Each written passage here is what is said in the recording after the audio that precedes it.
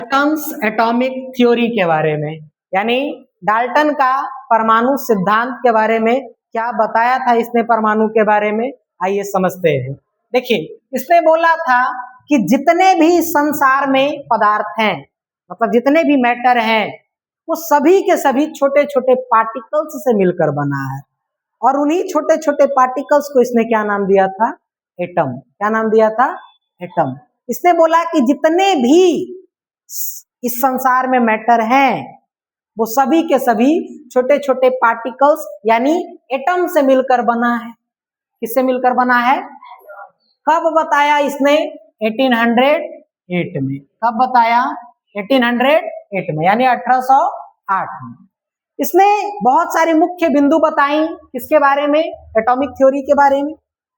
समझिए क्या क्या बताया है ना।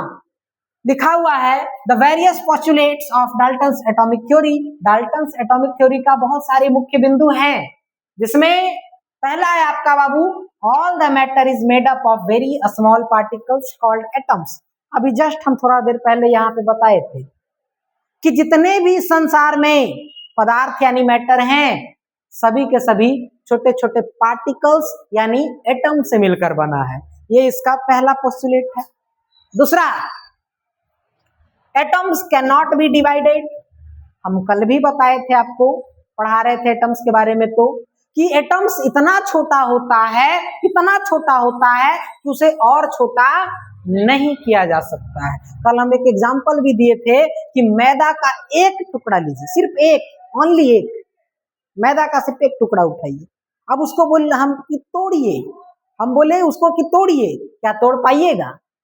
टूट पाएगा? नहीं, क्योंकि वो सबसे स्मॉलेस्ट फॉर्म में है, सबसे स्मॉलेस्ट फॉर्म में है। जैसे नीचे धूल है बहुत सारा, ऐसे हाथ से उठाइएगा, क्या एक उठेगा या बहुत सारा उठेगा? बहुत सारा उठ जाएगा। लेकिन जब आप माइक्रोस्कोप से देखिएगा और एक अगर आप साइड करने का प्रयास कीजिएगा तो एक तो साइड हो ही जाएगा। अब उसको हम बोले कि बाबू तुम ब्रेक करो, तोड़ो, क्या तोड़ पाओगे?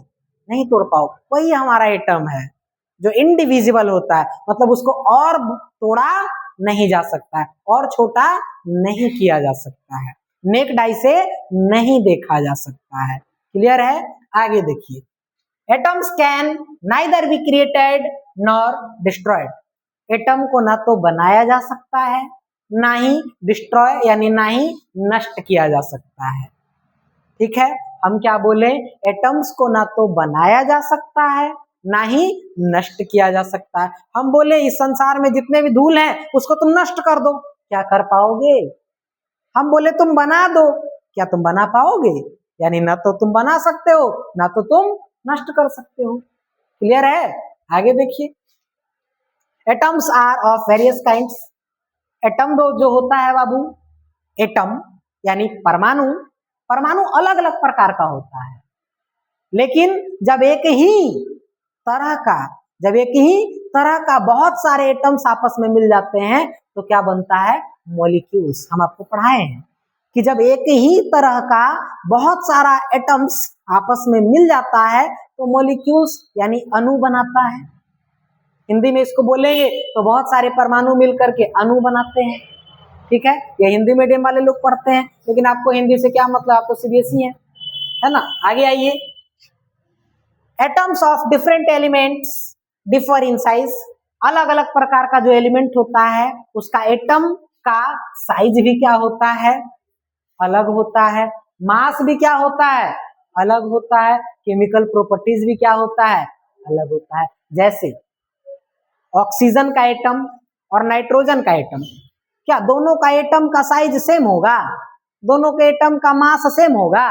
दोनों के एटम का केमिकल प्रॉपर्टी सेम होगा? नहीं होगा, अलग होगा। कॉमन सी बात है, अलग होगा, है ना। आगे देखिए, chemical combination between two or more elements. Chemical combination between two or more elements consist in the joining together of atoms of these elements to form molecules of compound. अभी जस्ट हम बताएं, अभी जस्ट, कि जब दो या दो से अधिक एटम्स एक ही प्रकार का आपस में क्या हो जाता है?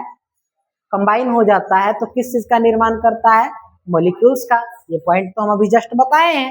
अगला पॉइंट है आपका the number and kind of atoms in a given compound is fixed. बोल रहा है कि किसी भी कंपाउंड में एटम एंड उसका काइंड जो होता है वो क्या होता है, फिक्स होता है। जैसे H2O, एक एग्जांपल हम दे रहे हैं, H2O पानी, पानी, 2 हाइड्रोजन 1 ऑक्सीजन, 2 हाइड्रोजन 1 ऑक्सीजन। कभी भी आप पानी बनाइएगा तो यही सेम चीज रहेगा या चेंज हो जाएगा? सेम ही चीज रहेगा ना। जैसे शुगर, सुक्रोज, C12H22O11, ये भी एक कंपाउंड है ना। अब बताइए कि कभी भी आप चीनी बनाइएगा तो C12H22O11 ही लगेगा कि कुछ और अलग आप लगा दीजिएगा? क्या आप चेंज कर पाइएगा? नहीं कर पाइएगा। पानी बनाने के लिए जब भी आप बनाइएगा सेम यही चीज चाहिए आपको, हाइड्रोजन और ऑक्सीजन से ही मिलकर बनेगा और सेम रेशियो में, ठीक है, 1:8 के प्रोपोर्शन में बनेगा। हम आपको कुछ देर पहले बता रहे थे, है ना। आगे देखिए, Dalton's atomic theory was based on the laws of chemical combination. Dalton's का एटॉमिक थ्योरी जो है वो किस लॉ से मिलता जुलता है? लॉज ऑफ केमिकल कॉम्बिनेशन से। हम आपको लॉ ऑफ केमिकल कॉम्बिनेशन पढ़ाए हैं, उसमें भी बताया गया है कि ना तो मैटर को बनाया जा सकता है ना ही नष्ट किया जा सकता है। सेम चीज है ना, इसने भी तो बताया कि एटम को ना बनाया जा सकता है ना ही नष्ट किया जा सकता है, तो उसी थ्योरी से तो लगभग मिल रहा है। अगला, Dalton's atomic theory was the first modern attempt to describe the behaviour of matter in terms of atoms. Dalton's का एटॉमिक थ्योरी पहला ऐसा अटेम्प्ट था जिसने बताया कि मैटर का जो एटम है उसका बिहेवियर कैसा होता है। पहला अटेम्प्ट था डाल्टन्स एटॉमिक थ्योरी जिसने बताया कि जितने भी मैटर हैं उनके एटम्स का बिहेवियर कैसा होता है। ये किसने बताया? डाल्टन एटॉमिक थ्योरी में। और सबसे पहली बार भी इसने ही बताया, सबसे पहली बार भी इसने ही बताया। क्लियर है? डाल्टन्स का एटॉमिक थ्योरी आप लोग समझ गए हैं। इसने कुछ मुख्य बिंदु जो बताया है वो समझ गए हैं। क्या मैटर को कभी बनाया जा सकता है? नहीं। क्या कभी नष्ट किया जा सकता है? नहीं किया जा सकता है। जब एक ही प्रकार के बहुत सारे एटम्स आपस में मिल जाते हैं तो किस चीज का निर्माण करता है? मॉलिक्यूल्स का निर्माण करता है। क्लियर है? कोई दिक्कत?